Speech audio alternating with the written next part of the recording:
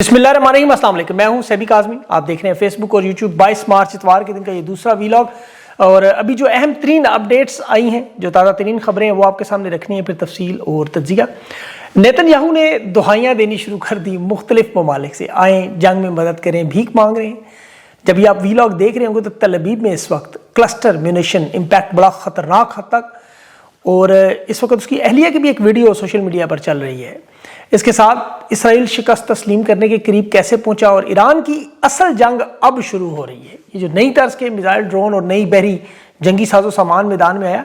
अब नए हरमज की हिफाजत में आज अमरीकी F-15 भी तबाह हुआ, और ट्रंप ईरानी अवाम को आज़ादी का चूरन बेचने के बाद अब अंधेरे में डुबोने का मंसूबा। लेकिन ईरान का रद्द अमल क्या है? अब नए हरमज समेत ये जो पूरी रिपोर्ट बरतानिया ने जारी की, वो आपको बताता हूँ। आलम इस्लाम की अहम तरीन शख्सियत मुफ्ती तकी उस्मानी साहब ने खुलकर आज ईरान जंग की हमायत का ऐलान किया, और दूसरी तरफ अस्करी ज़राए ने BBC न्यूज़ पर उलमा को धमकियां देने पर सफाई भी दी। लेकिन अब इनका अगला कार्ड क्या होगा, ये एक मंसूबा जो चल रहा है वो क्या है, वो आपके सामने रखूंगा। पाकिस्तान में तेल का बहरान बेकाबू है, लॉकडाउन पर गौर व फिक्र, सड़कों पर गाड़ियाँ, पब्लिक ट्रांसपोर्ट बंद, PSL बंद, खान रिहाई तहरीक आखिरी मरहले में। बलोचिस्तान में सुहेल अफरीदी जा रहे हैं। तफसील से तमाम खबरों की बात करते हैं।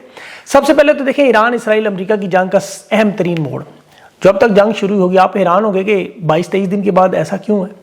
देखिए, अभी तक जो आपने देखा है, आपको बहुत कुछ अभी मजीद नजर आना है। इसराइल का ये जो न्यूक्लियर प्लांट पर हमला हुआ, 4000 किलोमीटर डिएगो गार्सिया मिसाइल पर बेस पर मिसाइल मारा गया। अब नए हरमज बंद, बहरा एमर बंद, चीन की करेंसी में तेल की खरीदारी, और ये टोल टैक्स जो मिलियंस डॉलर्स का। फिर कतर, अरब अमारात, कुवैत, बहरीन पर जो मामला, 16 अमरीकी जहाज गिरने, ताबड़तोड़ हमले, बहरी अमरीकी बड़े बेड़े के भागना, मईशत, स्टॉक मार्केट, जंगी अखराजात, मिसाइल ड्रोन टेक्नोलॉजी, और अमेरिका इसराइल की जो कमर टूटने का मामला, जंग को फैलाना। देखिए, ईरान जंग फैला रहा है, याद रखें। इनके पास अभी बहुत कुछ पड़ा हुआ है।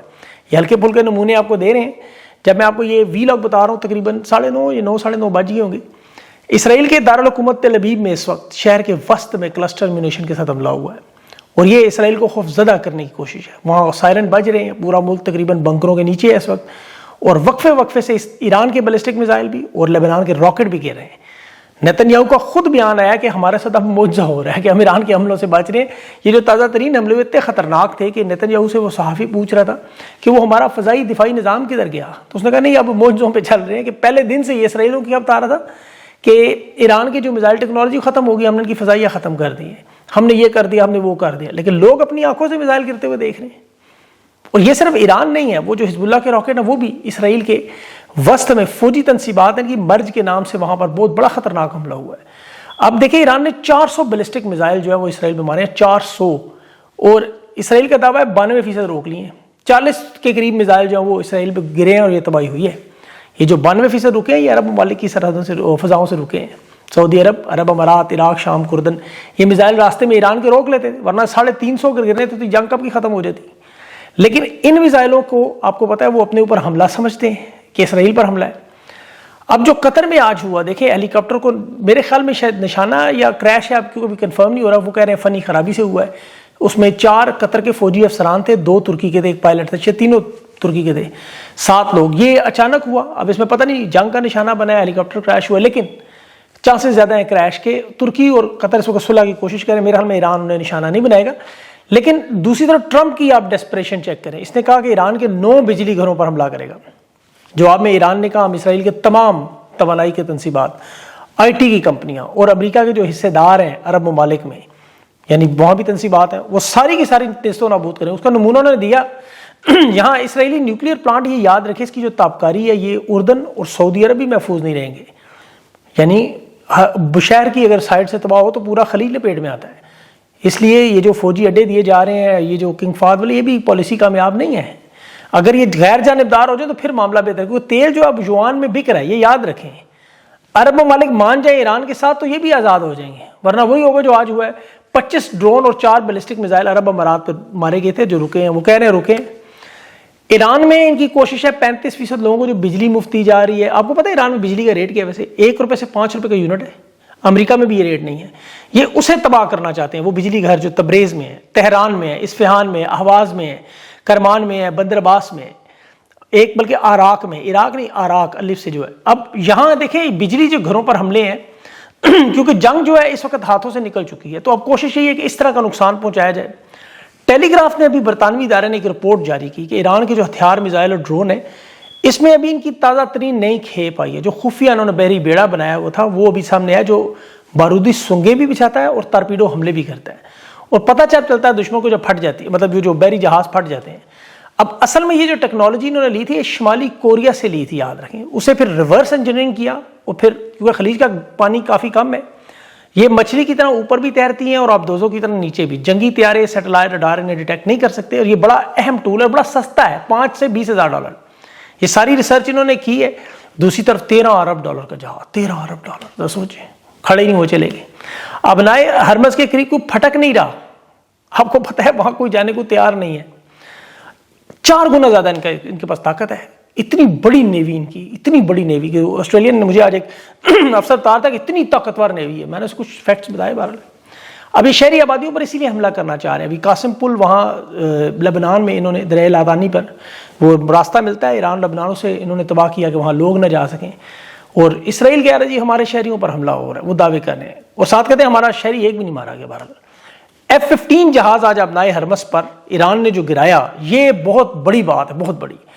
یہ ٹرمپ کے 48 گھنٹوں کی دھمکی کا جواب تھا کہ ابنائے ہرمز نہیں کھلے گی اس وقت تک جب تک ہماری تباہ ہوئی بلڈنگیں دوبارہ نہیں بنیں گی۔ اب ڈونلڈ ٹرمپ، نیتن یاہو دیکھیں کوشش کیا کر رہے ہیں۔ 22 دن ہو گئے اس جنگ میں، ایران نے امریکہ کو، اسرائیل کو فضائی بحری طاقت میں شکست دے دی ہے۔ ابنائے ہرمز کھلوانے کے لیے اب انہیں چاہیے کرائے کی فوج۔ ذرا سوچیں کہ ٹرمپ نے پوری دنیا میں ایک کمپین چلائی، تقریریں کی، دھمکیاں دی، جنگیں لگانے کی، حملے کرنے کی، پوری دنیا میں عیسائی ممالک کو جو ریاستیں ہیں کہ میرے ساتھ کھڑے ہو، وہ نہیں کھڑے ہوئے۔ پھر اس کی نظر آپ کن ممالک پہ؟ ذرا سوچیں۔ دیکھیں ایران پر جو زمینی حملے کا منصوبہ ہے، لشکر بنانا جس میں 2500 سے 5000 امریکی فوجی ہوں، باقی 4 ممالک کے فوجی نے چاہیے، 4 ممالک، یا 1 لاکھ کی ملیشیا بنائیں، 1 لاکھ لوگوں کی، اور ایران پر حملہ کریں۔ اب آپ ایران کے چاروں طرف دیکھیں تو مغرب میں آتا ہے عراق، شمال مغرب میں ترکی ہے، شمال میں آرمینیا، آذربائیجان ہے، جنوب میں سعودی عرب ہے، عرب امارات ہیں، اور مشرق میں افغانستان، پاکستان۔ افغانستان تو سارا پہاڑی علاقہ ہے، وہاں سے تو ویسے بھی گزرنے کا سوچ نہیں سکتے، 27 سال گزرے۔ ترکی سے بھی بڑا مشکل ہے ان کا، بہت مشکل ہے۔ وہاں انہوں نے جنگ کے شروع دنوں میں کوشش کی کرد ملیشیا کو استعمال کریں، انہوں نے انکار کیا، ایسا ہو نہیں سکا، اور ترکی کوشش کر جنگ بندی کی بھی۔ شام میں انہوں نے بشار الاسد کی حکومت ویسے ایسے ہی گرائی تھی ترکی کی مدد سے۔ اب پاکستان ایک زمینی سطح سے ملک ہے جہاں ان کی نظر ہے، ان کا دباؤ ہے، اور امریکہ کی کوشش ہے ایک طرف پوری دنیا سے بحری جہاز منگائیں، لشکر بنا کے ابنائے ہرمز لائیں، یعنی 70% سمندری حدود اور باقی 30% زمینی فوج سے حملہ کریں۔ اب روس، چین یہاں پر جو موجود ہیں، انہیں ایران کی حمایت کرنی پڑے گی۔ ایران تو آپ کو پتہ ہے انتظار کر رہے ہیں گوریلا جنگ کے لیے۔ افغانستان میں بھی یہی تھا، بگرام میں جب بہانہ بنایا گیا تھا، یہ بھی اسی کا ایک سلسلہ تھا، یاد رکھیں۔ لیکن جب انہیں پتہ چلا کہ افغانستان کے لوگ بھی اس میں کود پڑیں گے ایران کی مدد کرنے، کیونکہ تاجکستان کے راستے سے روس کی جو کھیپ جا رہی ہے، ایران کی جو مدد ہے وہیں سے ہو رہی ہے۔ اب یہاں زمینی حملے میں دیکھیں ٹرمپ کی طرف سے اور بحری لشکر بنانے میں کس ملک کا کردار ہوگا، یہ ان کی ملاقاتیں اب ہوں گی۔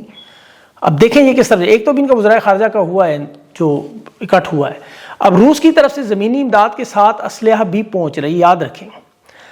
ابھی لیکن ایک بیان آیا نیتن یاہو کا، اور بڑا خطرناک بیان، اس نے کہا جی بہت سے ممالک اس جنگ میں کودنے کے لیے ہماری منتیں کر رہے ہیں۔ ذرا غور کریں اس بات پہ کہ ٹرمپ اور نیتن یاہو دنیا کو دھمکیاں دے رہے ہیں، یورپ سمیت جنگیں لگانے کی، گرین لینڈ پہ قبضہ کرنے کی، یورپ کے ممالک پہ، وہ میکسیکو، کیوبا پہ۔ اب فوجیں ان کی یورپ کی تو نکل چکی ہیں مڈل ایسٹ سے، اب لاطینی امریکہ کے تو ملک نہیں آئیں گے، وینزویلا، کیوبا، میکسیکو تو نہیں آئیں گے، وہ تو پہلے ہی ناراض ہیں، بلکہ کیوبا پہ تو وہ کچھ حملہ ٹائپ بھی ہوا ہے، 90% بجلی نہیں ہے وہاں۔ پھر شمالی کوریا بھی نہیں آئے گا ایران کے سامنے، اور روس اور چین تو پتہ ساتھی ہیں، جنوبی کوریا نے بھی انکار کیا ہے، آذربائیجان، آرمینیا، وہ بھی آپ کو پتہ ہے، افغانستان بھی آپ کو پتہ ہے۔ اب پیچھے کون رہ جاتا ہے؟ سعودی عرب، عرب امارات اور پاکستان۔ اب اسرائیل کی جو ایٹمی تنصیبات پہ حملہ ہوا، آپ دیکھیں اسرائیل کا بہت بڑا نقصان ہوا، پارلیمنٹ بھی ان کی اس طرح ہی نقصان ہوا، ایٹمی اثاثوں کا بھی۔ اس کا ری ایکشن کس نے دیا؟ سعودی عرب نے۔ انہوں نے ایران کی ایمبیسی بھی بند کر دی، سفارتکار بھی نکال دی، اور 4 مختلف جہازوں میں سعودی عرب، عرب امارات کی جو فضاؤں سے گزرنے کا ریکارڈ نظر آ رہا ہے، جو بمباری ہو رہی ہے اس پہ۔ قطر، آپ کو پتا وہ تو گیس کی وجہ سے مسئلہ بنا ہوا ہے ایران سے، لیکن وہ بات چیت کرنا چاہتے ہیں، ترکی بھی کرنا چاہتے ہیں، ان کا بھی وزیر خارجہ لگا ہوا ہے۔ اسرائیل کا چینل یہ رپورٹ کر رہا ہے کہ سعودی عرب اور عرب امارات سیز فائر پہ نہیں مان رہے۔ اب آپ سوچ لیں ذرا، ہندوستان کا جو معاملہ ہے وہاں میں دیکھ کے ویڈیو سے حیران ہو گیا کہ وہاں کے لوگ تو ایران کے لیے جنگ کے لیے چندہ اکٹھا کر رہے ہیں ہندوستان میں اور کشمیر میں ان کی سائڈ پہ، وہاں ایران کی سپورٹ کے لیے لوگ گھروں کے برتن، خواتین اپنے زیورات بیچ کے ایران کی ایمبیسی کو دے رہے ہیں۔ ایران ہندوستان کی جنگ میں تو نہیں شامل ہوگا، وہاں تو سپورٹ میں کسی کو کوئی نہیں کہتا ہے تم انڈین ایران چلے جاؤ، ان کے تو جرنیل بیٹھ کے ٹی وی پہ کہہ رہے ہیں۔ ان کی تو ابھی دیکھیں عید پہ ہندو برادری نے مسلمانوں پہ پھولوں کی بارش کر دی، اور مسلمانوں کی تو یہ تو نہیں خیر شامل ہوں گے۔ اب سعودی عرب امارات اور پاکستان پیچھے، کسی حد تک پتہ نہیں اب ترکی کا کیا کردار ہے، یہ نہیں سمجھ آ رہا۔ یہ بی بی سی نے بات کی ہے، اور پھر ابھی جس طرح یہاں پاکستان میں حالات ہیں، وہ پاکستان سے کہا جاتا ہے جی جو محبت کرتا ہے ایران سے چلا جائے ادھر۔ اب ایران جو یعنی کہ فرقوں کے حساب سے کہتے ہیں جی اہل تشیع چلے جائیں ایران، اہل سنت چلے جائیں افغانستان، دیوبندی چلے جائیں ہندوستان، اور اہل وہاب چلے جائیں سعودی عرب، تو پیچھے رہ جائیں گلیاں خالی۔ تو حکومت پہ سے کہہ رہے ہیں DH پہ بیریا ٹاؤن پہ کون حکومت کرے گا؟ پھیٹیاں کس کو لگائیں گے؟ مار پیٹ کس کے ساتھ کریں گے؟ پیچھے تو پھر آل شریف ہی بچنی ہے، اور تو کوئی نہیں بچنا۔ یہ اسی لیے کہتے دیکھیں ان کے دماغ میں غور کر رہا تھا کہ یہ بالکل وہی ہے جو ڈونلڈ ٹرمپ والا حال ہے، پاگل پنے کا شکار، ورنہ ایسی باتیں کوئی کرتا ہے۔ اس وقت ٹرمپ دیوانگی کے عالم میں، شکست نے اسے دیکھیں کیا بنا دیا ہے۔ پہلے وہ ایران کو دھمکیاں دے رہا تھا، پھر یورپ کو دے رہا تھا، پھر کیوبا کو دے رہا تھا، میکسیکو گرین لینڈ کو دے رہا تھا۔ اب اس نے اپنے ملک میں اپوزیشن ڈیموکریٹس کو خطرناک دھمکیاں دیں کہ جس طرح ایران کو ختم کیا جا رہا ہے امریکہ کا دشمن، اب پیچھے یہی رہ گئے ڈیموکریٹ پارٹی۔ اندازہ کریں انہیں نااہل لوگ کیا کہہ رہے ہیں، یہ لوگ ہیں۔ تو مجھے لگتا ہے بہت جلد یہ بھی جمی کارٹر کی طرح، جس طرح اس نے 45 سال پہلے ایک کول دہرایا تھا۔ جمی کارٹر جو صدر تھا اس وقت انقلاب ایران کے وقت، اس نے کہا تھا سب کچھ ہمارے پاس تھا، خدا خمینی کے ساتھ تھا۔ تو امریکہ اور اس وقت دیکھیں ان کے بھی مضبوط فوج تھی، شاہ کی حکومتی کنٹرول تھا، سپورٹ تھی، پیسہ تھا، ہتھیار تھا، انٹیلیجنس، سب میڈیا، سب کچھ ان کا تھا، عوام نہیں تھی۔ امام خمینی اقتدار میں آ گئے اور پھر یہ علامتی جملہ بنا۔